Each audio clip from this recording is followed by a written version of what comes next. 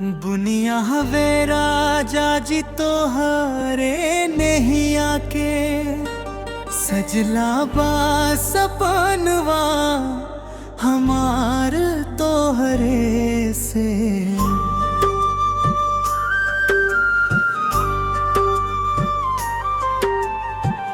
दिलवा के अंगनवा में नाम तोहर लिखनी, जिए के सहारवा मिलल तोहरे से।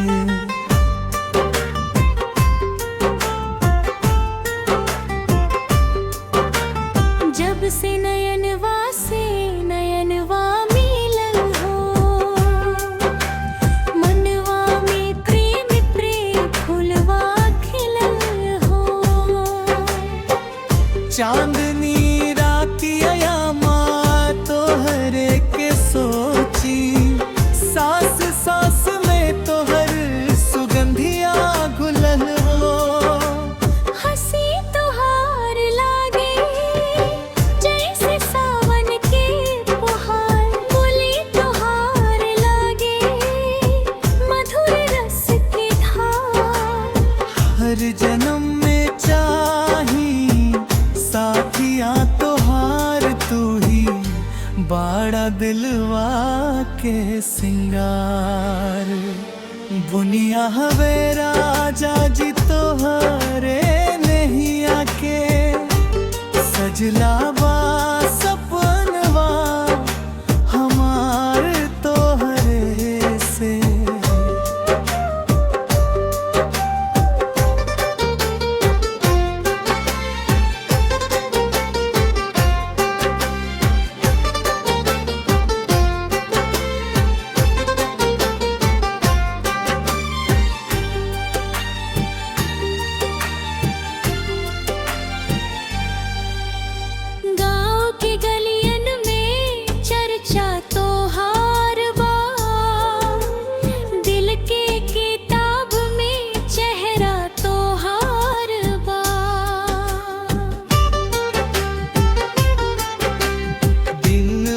कटेला बस राह तके तके, रात भर जागे अखिला हमार बा। तोहरे बिना सुना लागे संसार, तोहरे से रोशन भइल जीवन हमार। मिलल बा किस्मत से प्यार मोल, रौरा बिना ना लागे मन के डोर। बुनिया हवे राजा जी तोहरे नहीं आके सजला बा सपनवा हमार तोहरे से।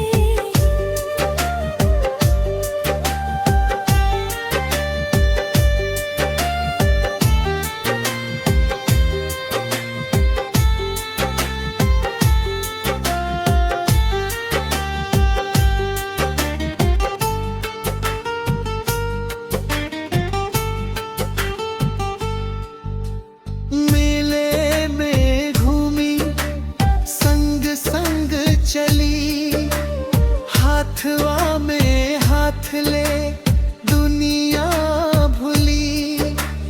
बरगद की छाँव में बैठ के बतियाई, प्यार के गीत नया रोज गुनगुनाई। रंग भरल बा सपना हजार, रौरा से जुड़ल बा दिल के तार।